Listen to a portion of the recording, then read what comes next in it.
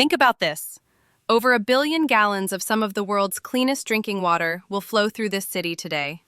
But here's the wild part. Almost none of it comes from the rivers you actually see. Not the Hudson, not the East River. So where does it come from? How did the city build a secret billion-dollar underground river stretching over 125 miles just to bring it here? It's a story of unbelievable ambition, incredible engineering, and profound human sacrifice. This is the unseen world that keeps New York alive. Section 1. A city on the brink. To really get the scale of this, we have to go back to when New York was a totally different place. In the 19th century, the city was growing at an explosive rate, but it was also filthy and desperately thirsty. The only water sources were local wells and ponds, often polluted with animal waste and raw sewage. The first public well was dug way back in 1677 near Bowling Green, but by 1774, the city was already facing its first official water crisis. Fires were a constant, devastating threat. Without a reliable, high-pressure water source, firefighters could do little more than watch as entire blocks burned to the ground.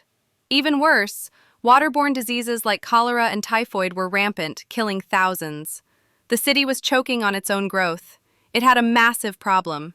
If New York was going to survive and become the megacity we know, it needed clean water. And lots of it. The answer would have to come from somewhere else. Somewhere far away. Section 2. The Grand Impossible Plan. The plan they came up with was, for its time, almost crazy. Engineers looked north to the pristine wilderness of upstate New York. The idea? Build a massive system of reservoirs and aqueducts to capture rain and snowmelt from the mountains and carry it over 100 miles south to the city. And here's the most brilliant part. They would design it to work almost entirely by gravity. In 1842, the first great artery of this system, the Croton Aqueduct, was finished. For the first time, a steady stream of clean water flowed into Manhattan, transforming public health overnight. But New York's thirst just kept growing. By 1890, a new Croton Aqueduct had to be built, nearly 3 times the size of the first one. Even that wasn't enough. So, the city pushed further out, into the Catskill Mountains, creating a second, even bigger system that opened in 1915.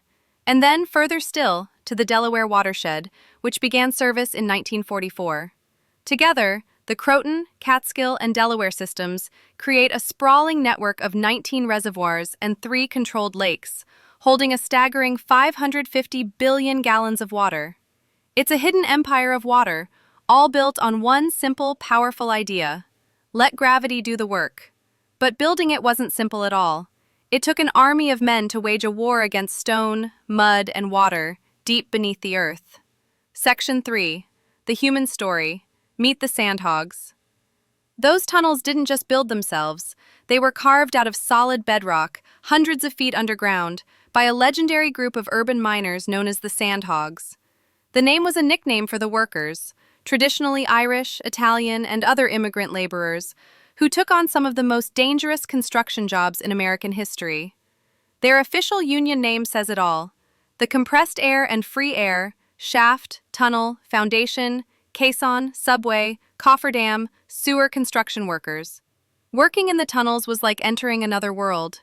For underwater sections, like those under the Hudson River, the Sandhogs worked in pressurized iron tubes called caissons. The air pressure had to be high enough to keep the river from flooding their workspace. This was incredibly dangerous and led to a mysterious and often deadly condition they called caisson disease, what we now know as decompression sickness, or the bends. Men would finish a shift, come back to the surface, and then suddenly collapse, become paralyzed, or even die. They faced tunnel collapses, dynamite blasts, and silica dust that scarred their lungs. The work was brutal, but it was also a source of immense pride, often passed down from father to son to grandson. These men, whose work is almost completely invisible to the millions who depend on it, are the true heroes of this story. They built New York City's arteries, and many paid the ultimate price. Section 4. So how does a drop of rain from a mountain 125 miles away end up in a 5th-floor apartment in Brooklyn? It's an engineering masterpiece. The journey starts in the vast, protected watersheds of the Catskills and Delaware, which provide about 90% of the city's water. This water is so pure that Thanks to a special federal exemption, New York is one of just a few major U.S. cities allowed to supply its citizens with unfiltered surface water, though it is treated with chlorine and powerful UV light. The Croton system, supplying the other 10%, is a different story. This older system faced modern challenges with contamination. The solution was a project of mind-boggling scale, the Croton Water Filtration Plant. Finished in 2015 at a cost of over $3 billion, the entire facility is buried under a golf course in the Bronx. It's 4 stories deep with a footprint bigger than Yankee Stadium.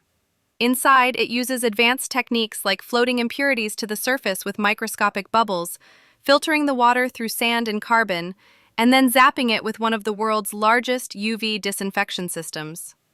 From the reservoirs and filtration plants, the water enters the city through 3 massive tunnels.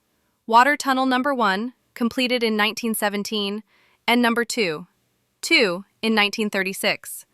These tunnels are buried up to 800 feet deep and carry over 1 billion gallons a day under immense pressure. Once in the city, the system still mostly relies on gravity, which provides enough pressure to get water to the 6th floor of most buildings. For anything higher? That's where those iconic wooden water towers come in. Pumps in the building's basement send water up to the roof to fill the tanks, and then gravity takes over again for the apartments below. It's a simple, brilliant system that has worked for over a century. Section 5. The Unseen Modern World. The future is Tunnel Number 3. For decades, New York has been living with a terrifying secret. Water tunnels 1 and 2 have been running non-stop since they were built. They've never been shut down for a full inspection or repair. The risk of a failure in one of these aging tunnels is unthinkable. It would leave millions of people without water.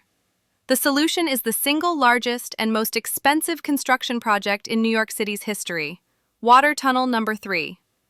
Construction started all the way back in 1970. It has been a slow, incredibly complex, and costly job, with a price tag of over $6 billion.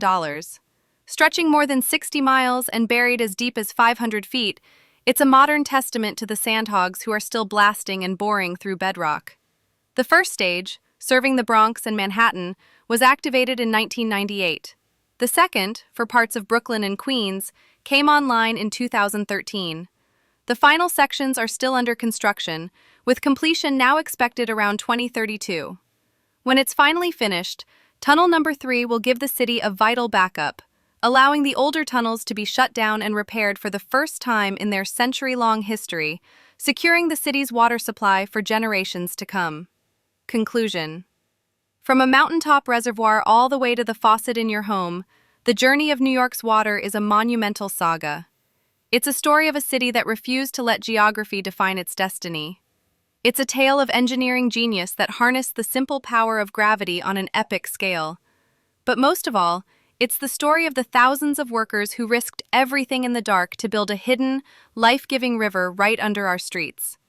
The next time you see that iconic skyline, just remember, the true power of this city isn't only in the towers reaching for the sky, it's also in the tunnels plunging deep into the earth, the silent, beating heart that makes life for millions possible every single day. If you look at your city differently now, hit the like button and subscribe for more hidden stories that shape our world. Let us know in the comments what other piece of unseen infrastructure you're curious about.